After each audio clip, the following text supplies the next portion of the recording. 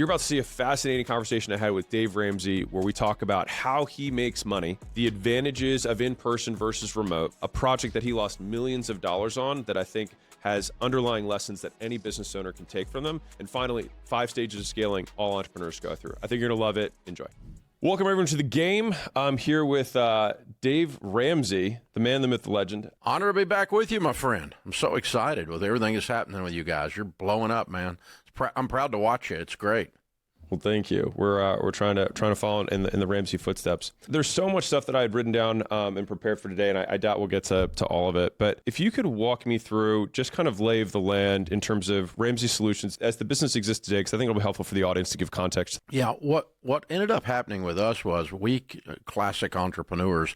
We were a wee bit ADD, and so just something flashy and shiny went in front of us, we would look at it but it all came through the funnel of, or the filter of, does this serve our mission? And our mission is just to help people with common sense education and empowerment in some area in their life. It started in the money piece.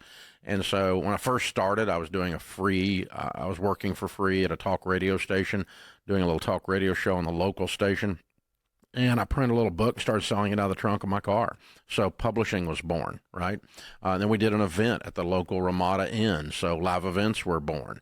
And so each of these, in those days, everything was analog. Of course, the internet comes along, and one of these kids working for me comes in and goes, "Hey, we need a website." And I'm like, "What's that?" And so we built a website on one of those tiny little antique, you ought to look them up, they're cool, those first little Apple computers, they look like a little shoebox. And he built us a site on there with Cold Fusion, and it was pitiful, but it was still cutting edge. It was a big time deal in those days because nobody had a website. We had one of the first people who had a web store to sell stuff because it was a platform. Again, platform. So we're platform agnostic, and anytime we see a new or emerging platform, analog or digital, we're going to put our toe in the water and keep doing the ones we're already doing. We're not going to abandon them. If they die on their own, fine. If something runs its course, we're done with it. We just go on and do the next thing. And a guy walks in my office in the early 2000s and says, "We need a podcast." I'm, "What's a podcast? I don't even know what this is." And we were one of the first, certainly one of the first in talk radio to put a podcast out because the talk radio people resisted it. They were afraid it was competition. So on and on and on and on it goes. And now we end up today, we've got about 14 profit centers here inside the organization today. There's about 1,100 of us, 650,000 square foot campus that we're, that you've been here and hung out with us at our home. And so we've got the Entree Leadership brand where we're teaching leadership and coaching small businesses. And we've got events around that, books around that. The book we're talking about today is from that idea. And we've got a huge coaching business in that area, coaching small businesses, 200 and fewer team members. And we're not real good with the large corporate goobers. We don't help them much. So, and then we've got the, obviously we've got all the stuff in the money space. Financial Peace University is now digital. It's no longer a VHS or a DVD or even an MP3. It's a digital format. We're rolling that up into slowly. We're in beta to slowly start to move pieces of that into the EveryDollar app. Which is one of the largest budgeting apps on the planet right now. We've had 50 million downloads with that. That app is huge. It's exploding, and it's it's very robust. Our tech team has done an incredible job. So that's the digital, very scalable thing, on one end of the barbell. And then we've still got coaches over on the other end, and we still do small, high-end, ultra VIP platinum events where 25 people go to my event barn at my farm and hang out with me for a weekend. So we go all the way. We stretch the spectrum from the high margin, high touch, expensive thing all the way over to free on the EveryDollar app or free on the podcast consumption or the YouTube consumption. Probably more of an answer than you wanted, but that we're all over the place. And all of these things, though, have to do with just, is there another way to preach this message? Is there another platform? So we're platform agnostic. Someone said, you're a best-selling author. No, that author is one of the things we do. You're a talk radio guy. No, but talking on the microphone is just one of the things we do. We're not married to any of them. I got one wife, and that's plenty. All right, I have a bunch of follow-ups on that. So, with all these different profit centers, number one is what you have 14, and it's been how many? Has it been 40? How many years? 35 years? 40 years? Since you started? About 35 years. 35 years. So, it's roughly like one profit center per 2 and change years, right? 2.5 years almost on the nose. That gets started. It'd be more than that because we've killed some along the way. Yeah, even better. So what makes something worth pursuing versus what makes something a no? Is it just it's on mission? Because I would imagine that you have resource constraints. You can't do everything that you would love to do. So what makes something, quote, worth doing versus not worth doing? Well, these days we are much better. In the old days, we just did it. I mean, it was like stupid. It was just stupid. And but nowadays we actually do run a beta on something, and we look at the ROIs, and we look at the customer acquisition cost, the ROAS, and so forth, and we're looking at, is this a good use of our bandwidth, of our marketing bandwidth, of our leadership time frame, the time invested, overhead committed to this project, and so we can. We drop a lot of stuff in the test bucket, and but if it's not going to have a great ROAS, if it's not going to have a great conversion, and if it's not going to have a great margin when we're done, we can't afford to do it because of opportunity cost. We can afford financially to do it, but the missed opportunity on something that was working 10x of what this little thing that we fell in love with over here but sucks. We have to just let the thing that sucks die, and it didn't make it out of the test tube. That's all it amounts to. You take more of a test quickly, lots of ideas kind of strategy, and if something hits, then you double down on those things. That's kind of how you think through kind of new product or expansion of kind of like profit centers, I think is what you said. Exactly. Or can we iterate it 5 or 10 degrees and cause it to work? We don't kill everything instantaneously, but I mean, if we're going to invest even enough to get it into the test tube, we're going to iterate before we kill it. But when we lose hope that the thing is going to have a scale or have a margin that is commensurate with the resources committed, as you said, then when we lose that hope, we've got to be grown-ups and go, I really like this thing, but it's not good business. So with these new endeavors, the first thing I wrote down when you brought it up was who does new? And the reason I bring this up because I'd imagine a lot of business owners have many ideas. You said it earlier on, like shiny object, like, oh, this looks exciting, this looks exciting, this looks exciting. But for something to work, you typically have to have talent overseeing it. And I would imagine at the point that you're at now, you're probably not overseeing each of these kind of new profit centers or new ideas. Maybe they're brought to you and you review the metrics, but you're not really driving unless you are, in which case this is an open question. Who does new? Because are you going to take resources from something that's working? Are you bringing somebody new in? Or do you have a specific testing department that's all they do and then they hand it off to somebody else? Like, can you walk me through that process? Probably a hodgepodge of a little bit of all of that. I don't do it, no. But what we have created is this collaboration freedom for anybody to throw an idea on the table. And then you got to defend it. You got to make a case for it. And so you can't just throw it out there and go, well, you guys go do that now because I'm so smart I came up with it. Because ideas are a dime a dozen. People who can implement them are the problem. Right. Any one of the profit centers, for instance, Entree Leadership, okay? So it's got several components to it. It's got a digital component, Entree Leadership Elite, which is a digital coaching product for small businesses, right? So if somebody comes in and says, I got a great idea to add something, a tool to that digital product or whatever, that's usually going to bubble up somewhere in that Entree Leadership team. From the vice president who's running that, Jason, or John Velkin's our senior coach over there, so he's got a lot of him and his coaches. They're on the front lines. They're interfacing with the customer all the time. The customer's going to throw needs at them. They went, okay, we need to serve this need. How can we do that? Is that a digital thing? Is it a coaching need? How are we going to fill it? So fill the need from an entrepreneur's perspective.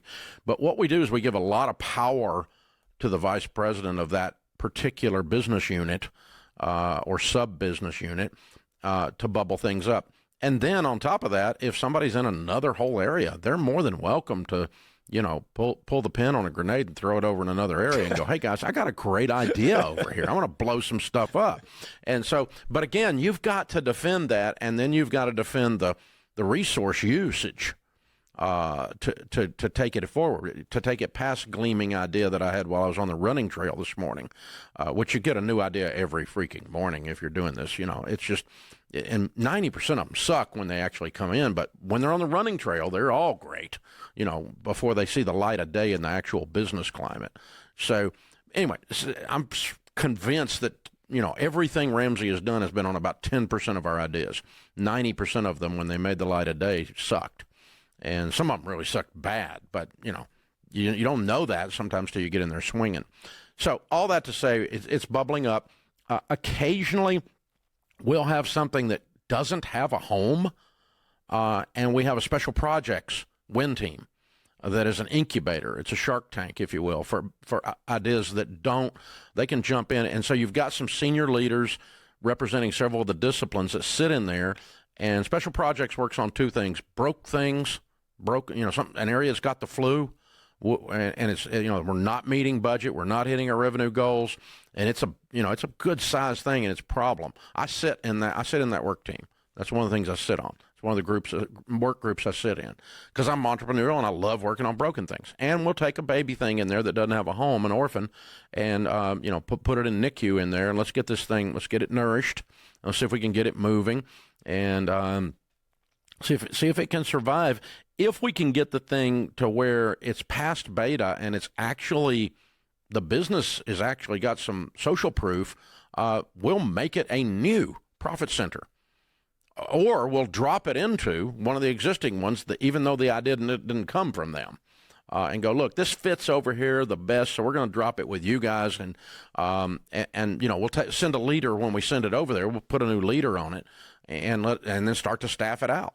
So when you put a new leader on it, that was the who does new. That was kind of the heart.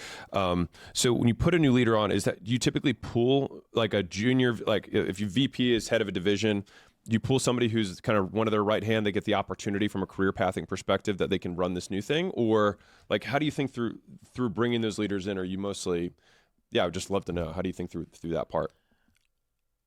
Probably 80%, maybe even 90% of the time, it's in-house, and we're constantly working on bench depth around here. And so we've got somebody waiting in the wings, and it might be them that birthed the new idea and brought it into special projects, And so they may have been rocking the baby for a little while, and then they just get to grow it on up, right? They get to give the orphan a home, and they become the new mama daddy of the thing. So that's how I like to do it, because if it was born in their heart, they will fight all the enemies internally and externally for the survival of their baby. I mean, and they'll champion the cause, baby. I like champions. They paint their face blue and ride a horse with a big sword coming through the thing to get everything. And sometimes you got to sit them down. I would a lot rather try to take somebody like that and pull them back and polish them a little bbit than trying to light wet wood. Light wet wood. That's a great analogy. Well, when you start these new divisions, and I think I want to, the reason I'm hitting on this is because I think if you asked 100 entrepreneurs what's the number one thing that you wish you could do, it would probably be more new stuff. And so this feels like a very relevant thing to talk about. And I think that happens at all levels, because in the beginning you're just barely figuring out what's going on, and so you're just trying and seeing what sticks. Later you have more resources, so you think you can do more. But oftentimes you also distract the team, they feel whiplash, and then sometimes the core business starts to falter because everyone's looking at the new shiny toy rather than the main game. We started it with one area, and it was tech, because tech was exploding 20 years ago. And so, we had the web department. That's what it was called. That's how lame it was, right? And so, but these programmers and tech people are all sitting in a room, but they're getting paid off the P&L of that profit center. So the guy or gal running that profit center wants some freaking accountability.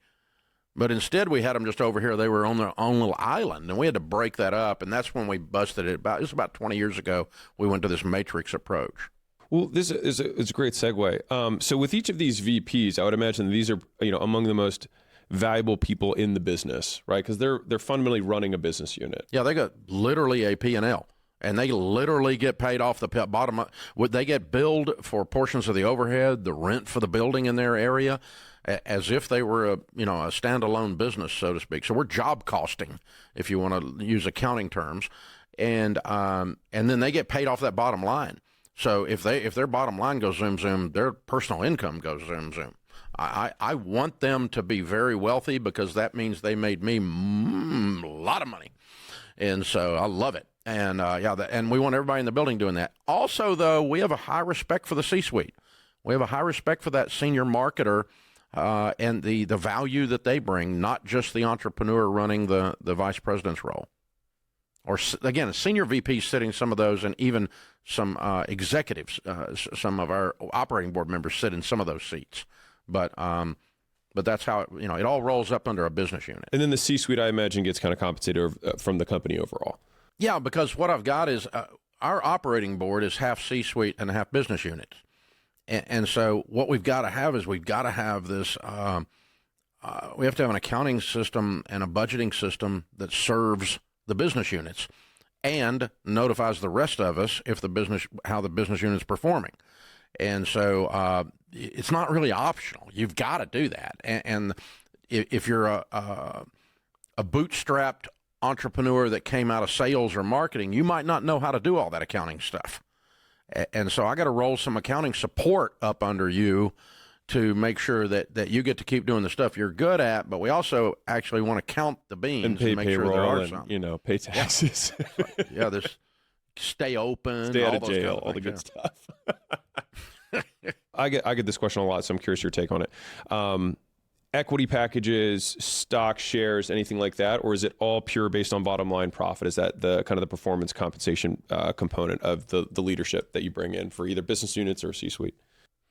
When we first started sharing off the bottom line with people, that's when we had to answer the equity question: was are we going to let someone have stock?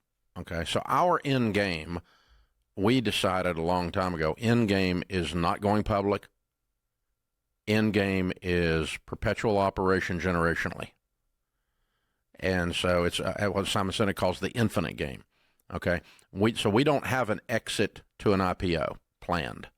We're not doing that. We've decided distinctly 25 years ago, not doing that. We don't have a sale of any kind to a VC or anything else. We don't have a liquidity moment anywhere on the horizon at all. If you do, it would change what you're doing, maybe, okay? Because if you're going to take the thing public and you give some people some equity, that's not a big deal, okay? But if you're running it infinite like that, and about the only thing that about the only person in the building we're 100% sure is still going to be here is me. Everybody else might someday want to leave or have to leave.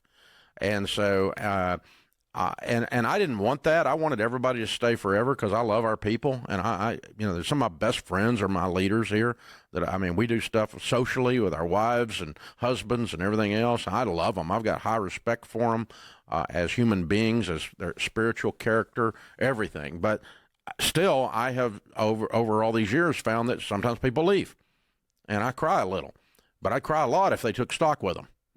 And so we don't have any equity positions at all. And you make unbelievably good money when you move into leadership and you're paid off the bottom line here, like lights out, scary good money. Like nobody does what we do. We're so freaking generous because these are the people that are running the thing. They're the people that grew this. They deserve to get paid like they're a partner. And so I have zero greed over that. But you don't own anything. I own 100%. Well, I don't own the stock anymore. It's in my kids' names from an estate and planning standpoint. But and they're my grown kids, the next gen. grown Ramseys. So, but aside, I mean, I got 1% to be clear, but the only voting stock. But the but anyway, no, in other words, no equity. There's no equity anywhere except Ramsey's. That's it. Oh, I love that. I'd say Layla and I have a similar perspective on acquisition.com in that it's kind of our forever business. We plan on just continuing to own it and continuing to operate it. We'll enter, we kind of see it as the goose versus the eggs, at least how we think through it, which is probably like we use a different analogy, but similar. You have 14 profit centers, those are the eggs. And then the goose is like, why would we get rid of acquisition.com? It's the mothership, to use your language. So that brings up two different points that are probably somewhat related. So one is 100% of Ramsey in person, or is anyone remote? No, we all work at work. Yeah. So there's no like you don't have like exceptions where like like editors for social media, or maybe some of the coaches or something like that could be remote. Everybody moves to Tennessee. Yes, and the with the exception of the occasional temporary thing. Yeah, of course. It's contractors. But in terms of the actual structure, and the reason's very simple. Our quality of communication, in-person communication quality, goes way up. And so things are actually communicated. We all know this. Anyone that's got walking around since knows that 85% of communication is body language and tone and not words. And so when you are sitting beside someone, you can feel the spirit of what's going on, and you are getting a whole different level of quality of communication. What that does is it increases two things. It increases trust, and it increases productivity. And then those two things increase speed, because organizations move at the speed of trust. And so when I am not sure, because I'm using a text or I'm even a Zoom, and I'm not really sure what she meant or he meant, I can't really tell if they were being passive aggressive. But if you're sitting with them, you know. Right. If you're sitting with them, you know. And I can just go walk around the building, and I can feel the air. I can feel it in the air. I've been leading a long time, and I teach my leaders to do this. There's an old book 1,000 years ago, In Search of Excellence. It was the Good to Great book before Jim Collins did it. It was back in '92.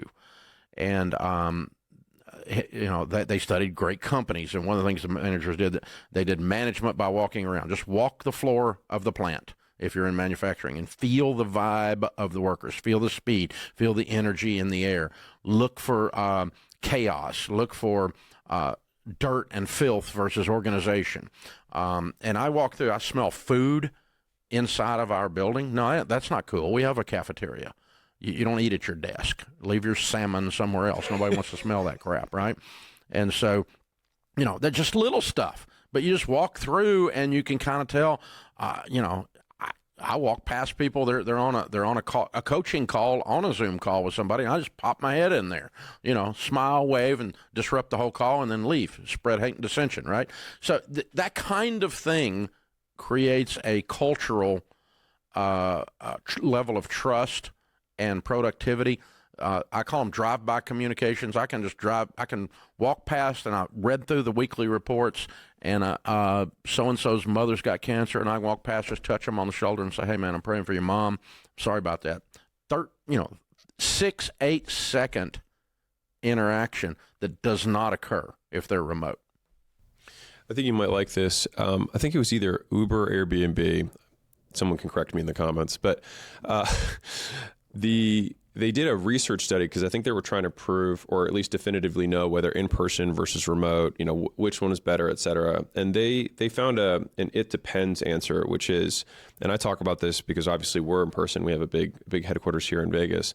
That especially for the first third of someone's career, so basically like call it 18 to 35, is where those people get a disproportionate upside for being in person because of all of the unstructured learning that occurs that's not on your quote career path. Like if you're sitting right next to marketing and you're in sales, You overhear, what's going on in terms of the organic stuff. You overhear what's going on the paid side. You start learning a little bit more about funnel, about landing page and conversion rates and things like that. And then all of a sudden, when you are on a sales call, with a business owner or whomever, and they bring something like that up, you're like, oh, I actually know something about that. But if you were in an only Zoom environment, you lose out on all of that. And so I'm a big advocate, because I obviously have a big percentage of the audience that I have that's in their early 20s, beginning their career. I would encourage you all to work in person. I really mean that. I did read one piece of research that you get more chances at promotion. Oh yeah, in person than if you're sitting at home and you're only on the calls commensurate to the task assigned to you. And so, we can add to this even further. You've been here. We've got this massive, fabulous cafeteria, restaurant at Ramsey. So, and on top of that, we drop several $1 million a year into that to subsidize the food cost. So you can eat here for about half of what you can drive down the road and, get a fast food burger or whatever. Why do we do that? Because when people eat together, that adds a whole nother level.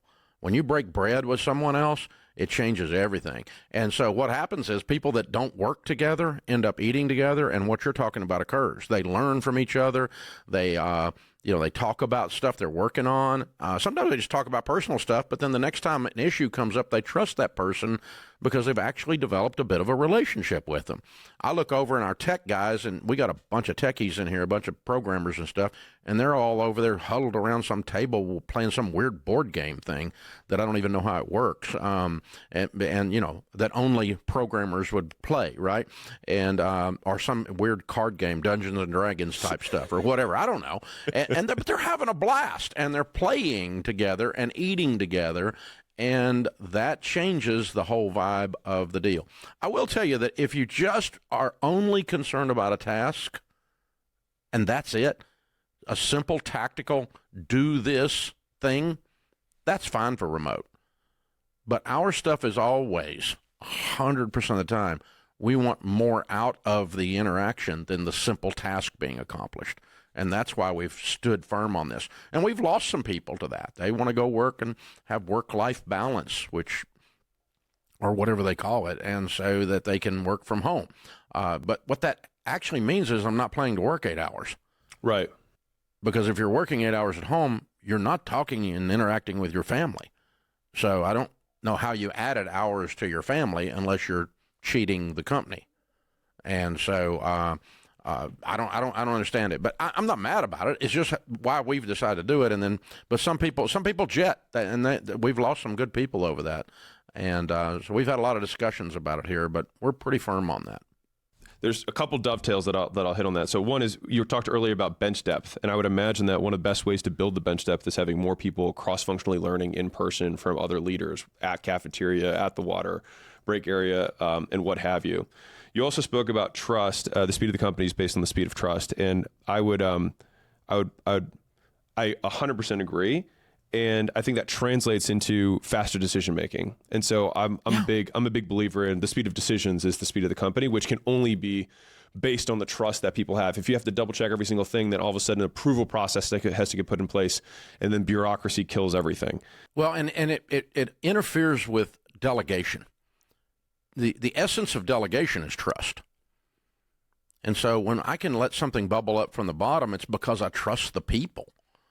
That the idea is going to get filtered and vetted. We're not going to go drop $1 million on a bad idea, And so it's not. I trust the competency of the people. That's a form of delegation. And I think you spoke to two things there. You spoke to both competence and intention, right? So intention, are they good at their job, or do they mean well? Which I think it kind of ladders up to on brand versus off brand. Is this a Ramsey thing to do? Is this the Ramsey way?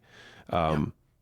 So just because I think everybody loves the good story, what's the biggest goof up you've had in 35 years on something that was off brand for Ramsey that you were like, man, I can't believe we did that, or and what'd you do about it afterwards? Because I'm sure every business owner's had a big goof up and been like, shoot, that was bad. I don't know if it was off brand, but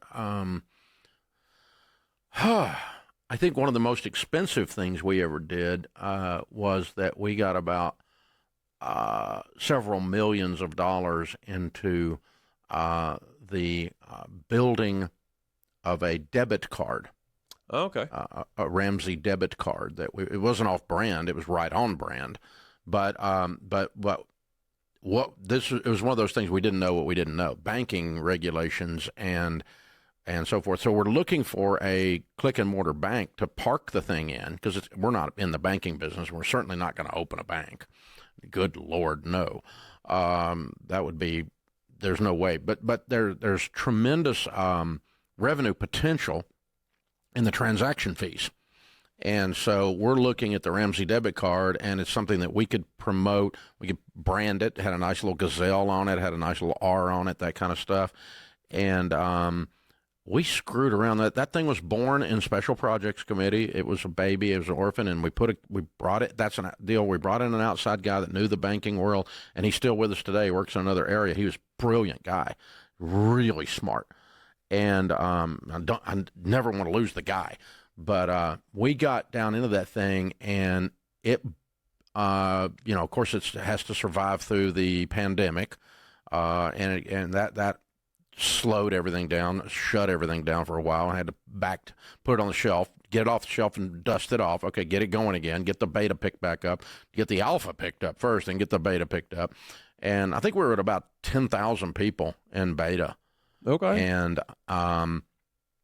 the outside fraud bots started hitting the thing, and we thought that the bank had the software to catch all of that, and then we're looking at, okay, we're responsible for these overdrafts that are being created. We have to cover them in our contract, and real quickly the thing starts going sideways, and I'm like, man, I'm so many millions into this thing. I really don't want to kill this thing, but we're looking at the risk and the upside, and we blew it up. We killed it. And I still got one of those little debit cards in my folder. I carry it to remind me of how stupid I was. We weren't stupid, really. We did everything correctly, but we were ignorant. We did not know what we didn't know about what our exposures were. And once those exposures became evident, we just had to go, hey, this is way scary. I can't breathe, and we're not doing this. You're like, our losses could be infinite, huh? Yeah, exactly. I'm like, yeah. So if we lose the several million we've got in it, that pales in comparison to how bad this could be if we don't stop. So we're going to stop now. And odd thing, the bank that we were working with later went sideways and was in the news and blew up. And so I think God protected us by letting us exit the thing early, because we would have gotten the opportunity to exit anyway, or we would have had to move the whole project to another bank when that bank blew up. But it was a click and mortar bank thing. I feel like a lot of people have had that same, like, this is such a good idea on paper. Why is this not working the way I want it to? Exactly. And it was working. The customer loved it.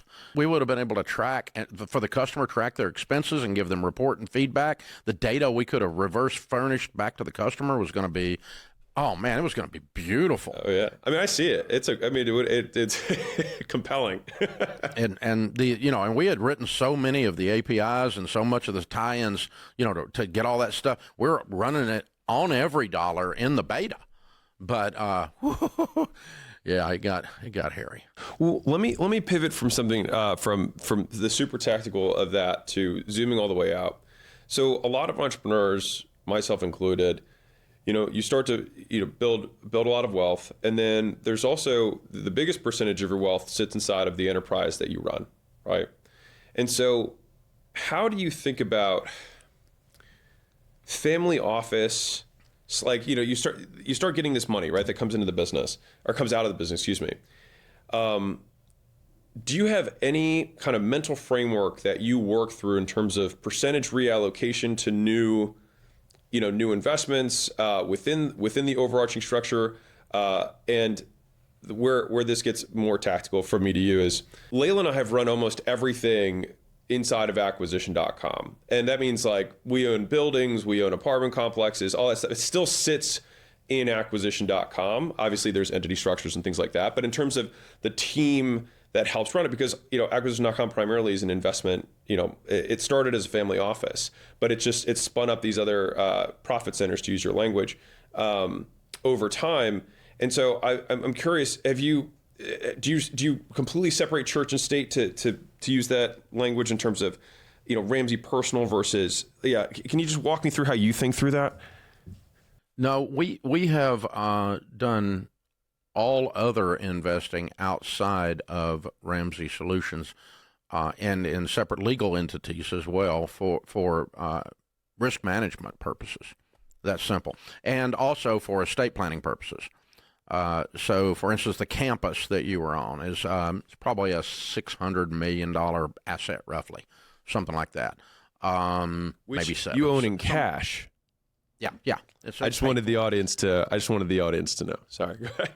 So when we bought the dirt to start laying the first bricks on the first thing on it, that was a $10 million purchase, and it's the largest purchase I'd ever done in my life when I bought the dirt. And I was freaking out, and I'm like, now I got to build something too. now that I bought the largest thing, now I got to do something even bigger. And it's like we're going to so we cash flow everything, as you said. But we immediately dropped that into the children's trust so that I'm not the owner, and so you avoid you don't avoid capital gains on estate tax on the basis of what you put in there, but you do on all the growth. And so while we've owned this property, it's doubled in value. And so there's hundreds of millions of dollars that have now avoided estate tax by that being over there. Plus, if someone wants to sue Ramsey, which apparently is a hobby for some people, and then they, that's not on the plate because Ramsey does not own the campus. Ramsey Solutions is a tenant of the Children's Trust. And then, same thing if we own a bunch of other real estate, because I love real estate like you do. And I just buy that and then drop it into an LLC. And if it's anything over $10 million, I drop it into a single standalone LLC so that all risk associated with that property is contained within that property. And from a litigation standpoint, or maybe anything else. But and also then that gives us some other estate planning things we can do with because partial interest LLCs can be, with one of the kids can be or a kid entity, a trust can be greatly reduced in appraisal value, and you can slip more and more of that into the estate plan and not have taxes on it. So we've been doing a bunch of that for 20 years and playing with all that stuff. And so the reason was estate taxes and risk management is the only reason it's there. Philosophically, it's all in one lump. Well, that's and that really teases to the heart of it, because for sure the entity structure from a risk protection perspective, then from a succession planning and avoiding estate taxes later, that 100% makes sense. I was curious about the actual team. So, would the same legal team that does Ramsey stuff do some of these other deals? I ask because this is me selfishly asking, because my estate attorneys, who manage all of that stuff. And I have our M&A attorneys that handle a lot of our deal flow. A lot of times I share the same resources, same people for things that are, quote, personal versus acquisition.com. And I was curious if you had any basically if you had a mistake from that I don't know about, I would love to know. No, I have used, I've done both.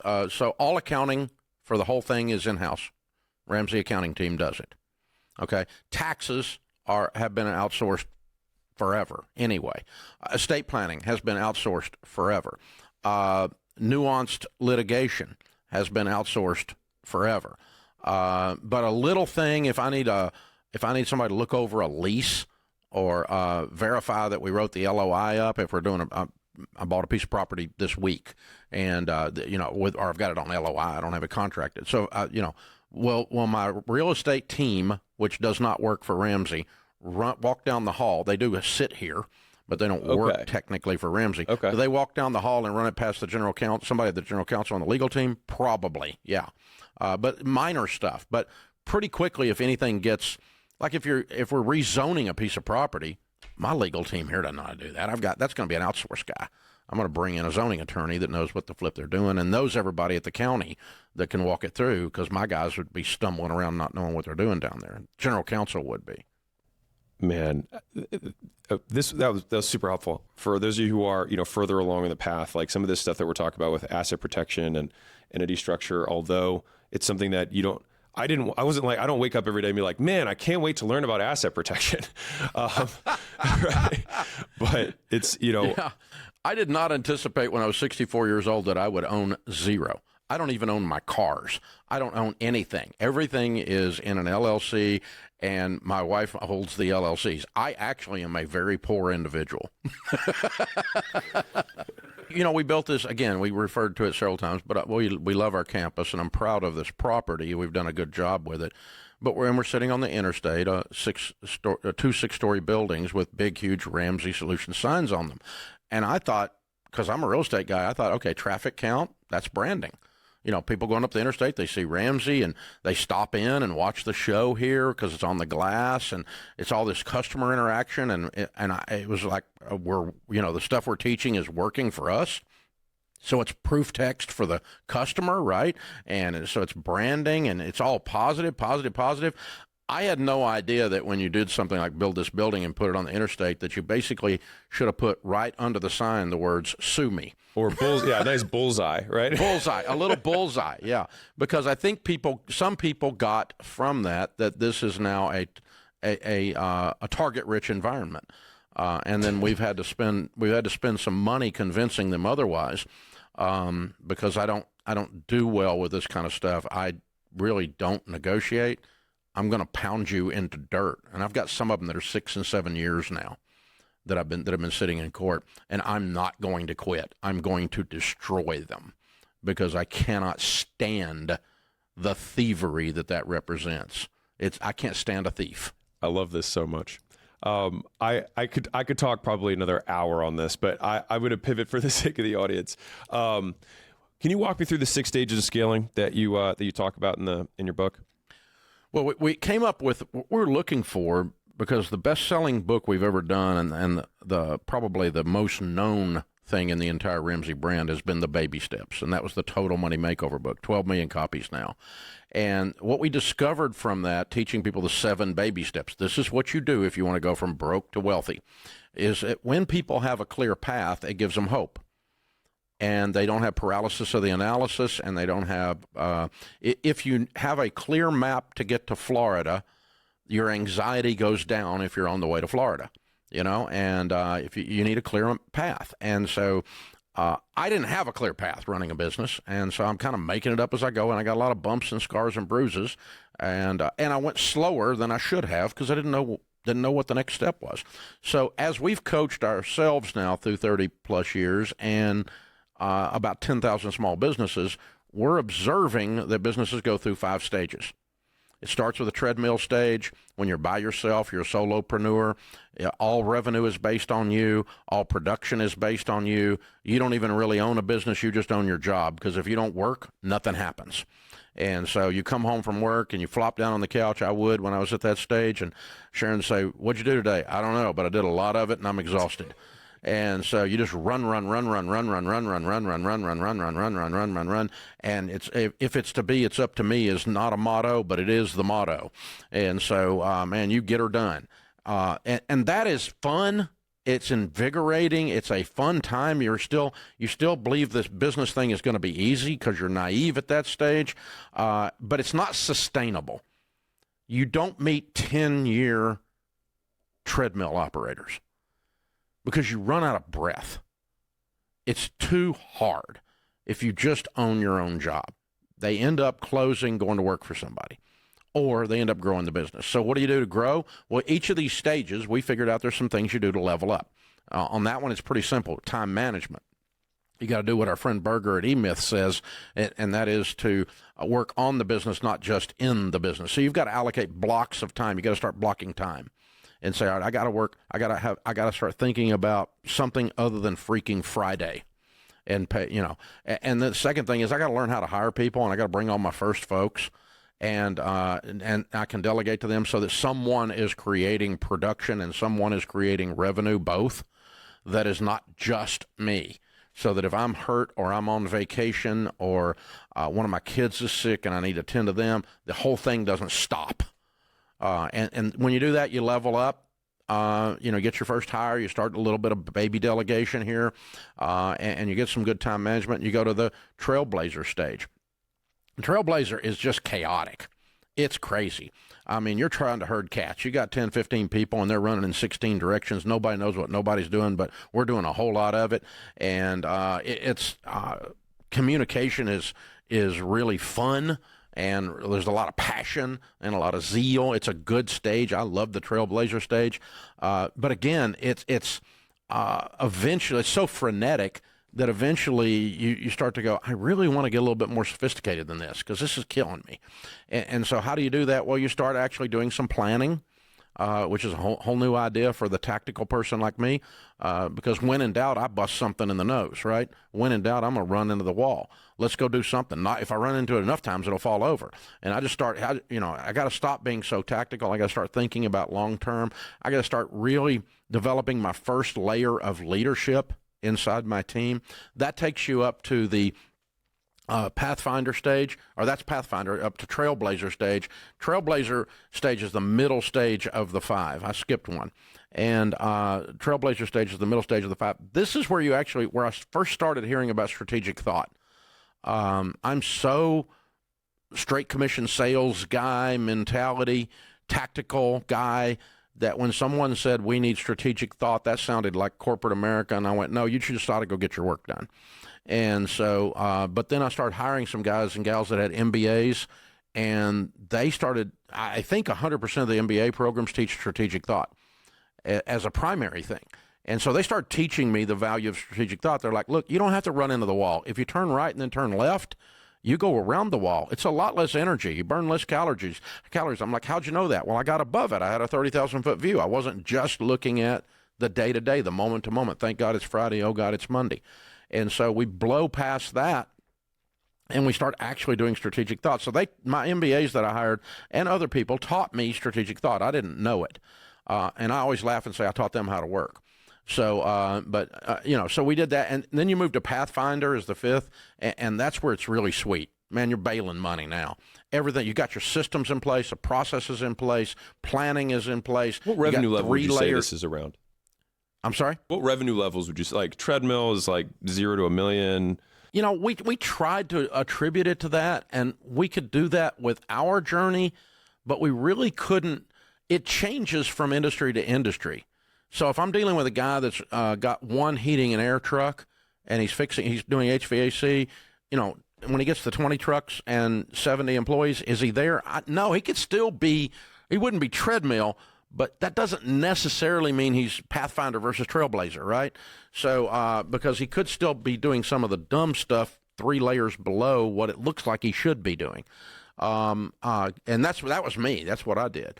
The last stage is what we spent a lot of our time on, which is where we are today, and that's the legacy stage, where you talk a lot about succession, what's your end game, how you're going to hand off, and you've got a bench depth. It's the ultimate bench depth is how you're going to replace yourself, and move to the family office mentality, as you said, and those kinds of things. So we walk you through those 5 stages, show you a clear path, and then there's 6 drivers that drive those. I won't cover them all right now, but it's it starts with personal growth. I am the problem and I'm the solution. I'm the thing holding the business back at every stage, and so I've got to get better at every stage, right? And purpose and people, the quality of your hires, the quality of your culture, the quality of the connectivity in the culture with the core values, all those things evolve as you go through the stages, and profit planning.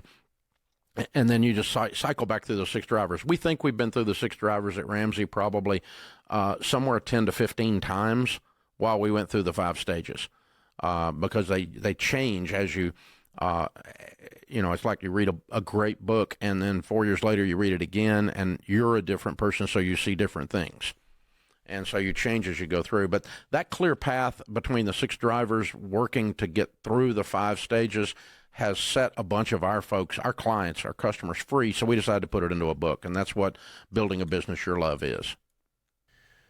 Well, Dave, I think we're close to time, but I wanted to personally say thank you for the impact that I think you've made on millions of lives. I'm sure you hear it every day, but I want to say thank you because I think sometimes when you're at the top, you don't hear it as much, and so I think it's real good stuff. Well, thank you, brother. No, for real. And I think your heart is clear. I think people see what your intention behind it is.